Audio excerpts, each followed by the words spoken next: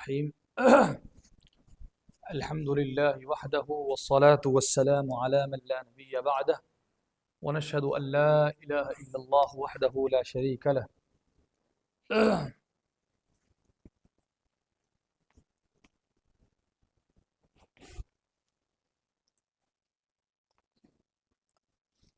طلبہ میں اور طلبہ ہی نہیں بلکہ عوام کے اندر بھی ایک بہت بڑا مرض جو ہے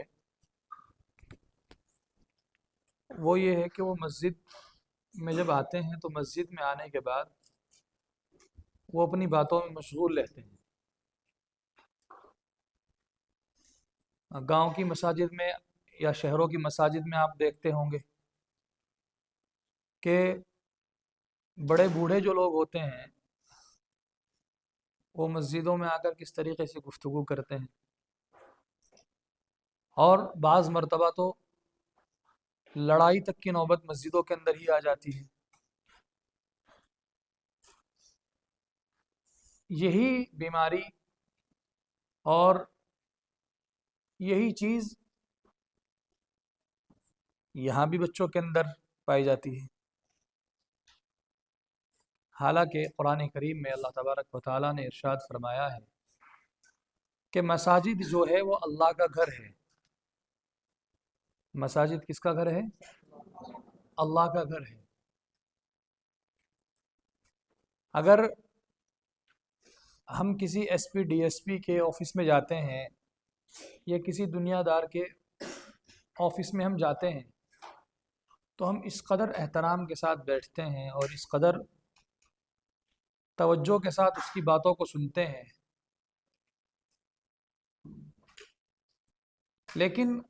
جب ہم اللہ کے گھر میں آتے ہیں اور اللہ سے بات کرنے کا موقع آتا ہے، اللہ سے لو لگانے، اللہ سے دل لگانے کا جب موقع آتا ہے، اللہ کے کلام کو سننے کا جب موقع آتا ہے، تو جتنی باتیں ہماری رہ جاتی ہے وہ ساری کی ساری باتیں اسی وقت یاد آتی ہیں۔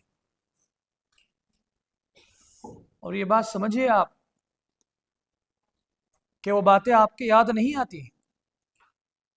بلکہ شیطان کے ذریعے سے آپ کو وہ باتیں یاد دلوائی جاتی ہیں۔ شیطان جس وقت اللہ کے دربار سے نکالا گیا اور اللہ تبارک و تعالیٰ نے اس کو دھتکارا تو شیطان نے اللہ تبارک و تعالیٰ کو چیلنج کیا تھا کہ میں تیرے بندوں کو اپنے ساتھ جہنم میں لے کر جاؤں گا۔ اللہ تبارک و تعالیٰ نے اس وقت اس سے کہا تھا کہ ٹھیک ہے تو چلا جا، جو تیرے بہکائے میں آ جائے گا وہ بھی تیرے ساتھ جہنم میں جائے گا، اور جو میرا سچا اور پکا بندہ ہوگا وہ تیرے بہکائے میں ہرگز نہیں آئے گا۔ ہم سمجھتے ہیں کہ مسجد میں آنے کے بعد اگر ہم بات کر رہے ہیں یا دنیاوی باتوں میں لگے ہوئے ہیں، قرآن کریم پڑھا جا رہا ہے اور پھر بھی ہم اس سے روگردانی کر رہے ہیں، اپنی باتوں میں مشغول ہے، اپنے دوسرے کاموں میں مشغول ہے، ہم سمجھتے ہیں کہ یہ ہم خود کر رہے ہیں، بلکہ یہ باتیں، یہ کام، یہ فضول کام جو ہم اس وقت کرتے ہیں بیٹھ کر یا مسجد میں آنے کے بعد، یہ تمام کے تمام کام شیطان کے ذریعے سے کروائے جاتے ہیں تاکہ آپ اللہ سے دور ہو سکے اور شیطان کے قریب ہو سکے۔ حدیث پاک کے اندر آتا ہے کہ جب بندہ مسجد میں داخل ہوتا ہے، مسلمان جب مسجد میں داخل ہوتا ہے اور وہ دنیاوی بات میں مشغول ہوتا ہے تو فرشتے اس سے کہتے ہیں اسکت یا ولی اللہ، کہ اے اللہ کے دوست خاموش ہو جا۔ کیا کہتے ہیں؟ اے اللہ کے دوست خاموش ہو جا۔ لیکن اگر وہ پھر بھی خاموش نہیں ہوتا تو پھر فرشتے کہتے ہیں اسکت یا بغیض اللہ، اے اللہ کے دشمن خاموش ہو جا۔ اگر پھر بھی خاموش بندہ نہیں ہوتا تو پھر فرشتے کہتے ہیں اسکت لعنت اللہ علیک، کہ خاموش ہو جا، تیرے اوپر اللہ کی لعنت ہو۔ اب یہ بتائیے، جس آدمی کے اوپر اللہ تبارک و تعالیٰ کے وہ مقدس فرشتے جو کبھی گناہوں کے قریب بھی نہیں جاتے اور اللہ کی عبادت میں 24 کے 24 گھنٹے مشغول رہتے ہیں، دن اور رات اللہ کی عبادت میں مشغول رہتے ہیں، اللہ کے حکم کو پورا کرنے کے لیے ہر وقت تیار رہتے ہیں، اگر وہ بد دعا کریں گے کہ لعنت اللہ علیک، مجھے یہ بتا دیجئے کہ ان کی بد دعا اللہ تبارک و تعالیٰ کیسے رد کر دیں گے؟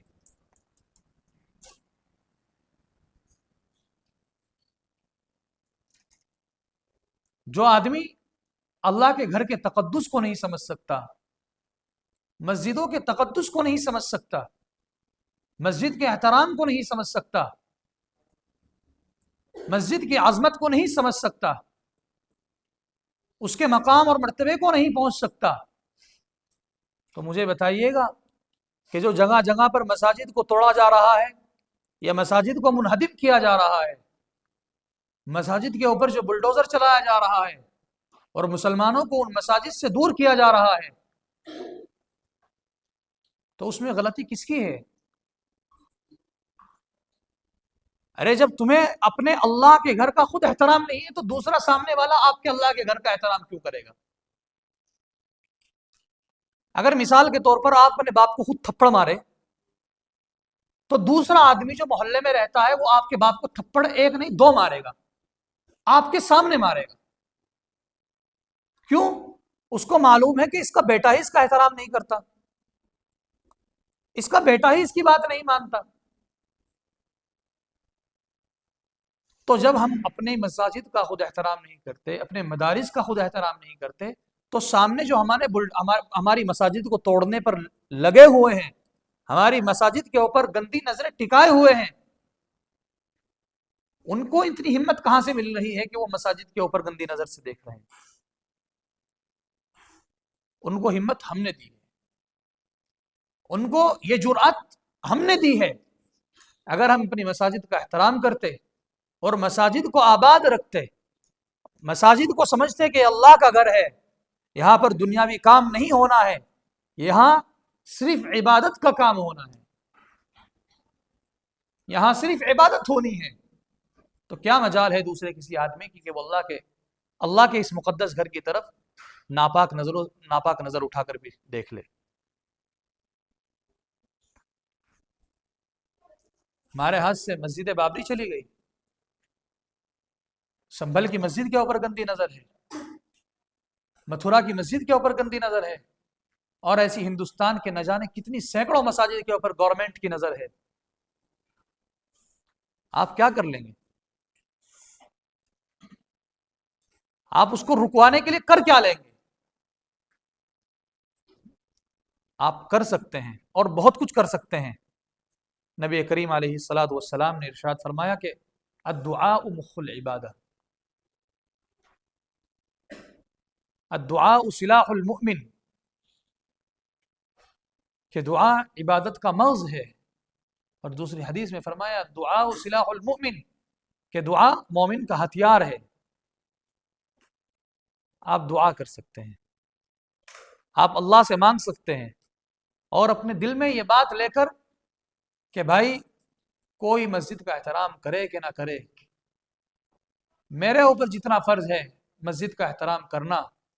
میں اتنا مسجد کا احترام کروں گا۔ میں کوشش یہ کروں گا کہ مسجد کے اندر آنے کے بعد میں بات نہیں کروں گا، اور کم از کم اس وقت جس وقت میں مسجد میں نماز کے لیے آ رہا ہوں، کم از کم اس وقت جس وقت میں مسجد میں اللہ کی عبادت کے لیے آ رہا ہوں، کم از کم اس وقت جس وقت میں مسجد میں اللہ کو یاد کرنے کے لیے، اللہ کے کلام کو سننے کے لیے آ رہا ہوں، کم از کم اس وقت میں دنیا کی بات نہیں کروں گا۔ اگر آپ یہ عمل کریں گے اور یہ نہ سمجھے کہ میں اکیلا کروں گا تو میرے کرنے سے اکیلے کے کرنے سے کیا ہو جائے گا، ارے بھائی ہر آدمی یہ سوچے کہ میرے اکیلے کے کرنے سے کیا ہو جائے گا، وہ تو کر نہیں رہا، وہ تو بات کر رہا ہے، یار یہ تو سارے بات کر رہے ہیں، میں اکیلا چپ بیٹھا ہوں، میں کیوں چپ بیٹھوں، میں بھی کروں گا بات. تو بتائیے ایسے بات بند ہو جائے گی؟ اور اگر ہر کوئی یہ سوچے بھائی میں تو اکیلا ہوں، اپنے اوپر کی ذمہ داری میں خود لے سکتا ہوں، میں نہیں کروں گا بات، ایک ایک بچہ اس بات کا عہد کرے کہ میں بات نہیں کروں گا مسجد میں آنے کے بعد. اب اگر آپ نے یہ عہد سچے دل سے کیا ہے، اور یہ وعدہ آپ نے مجھ سے نہیں کیا ہے بلکہ اللہ سے کیا ہے. کس سے کیا ہے؟ اللہ کے گھر میں بیٹھ کے کیا ہے، اللہ کے قرآن کو سن کر کیا ہے. اگر آپ اس وعدے کو توڑتے ہیں تو اس کی ذمہ دار بھی آپ ہی ہے. اس وعدے کو آپ نبھاتے ہیں اور اس وعدے پر آپ جمتے ہیں. آپ سے کوئی بات کرنے کی کوشش کر رہا، آپ اسے کہے بھائی ابھی نماز کا ٹائم ہے، میں نماز کے بعد کروں گا بات، ابھی نہیں کروں گا. بھائی جو بات ہے تیری میں نماز کے بعد سنوں گا، ابھی نہیں کروں گا. بھائی دیکھ سارا دن میں باہر تجھے مل لوں گا، تو مجھے 2 منٹ کے بجائے 5 منٹ لے لینا، ہم بات کریں گے تسلی سے، لیکن مسجد میں نہیں کروں گا. آپ یہ بات اگر کریں گے تو آپ کی عزت بھی سامنے والے ساتھی کے دل میں بڑھے گی. اور اگر یہ کام آپ اللہ کے لیے کریں گے تو اللہ کے یہاں بھی آپ کا مقام و مرتبہ بلند ہوگا.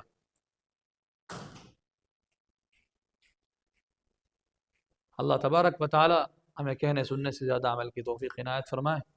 اور ہم نے جو وعدہ کیا ہے اللہ اس کو پورا کرنے کی، اس کو نبھانے کی توفیق نصیب فرمائے.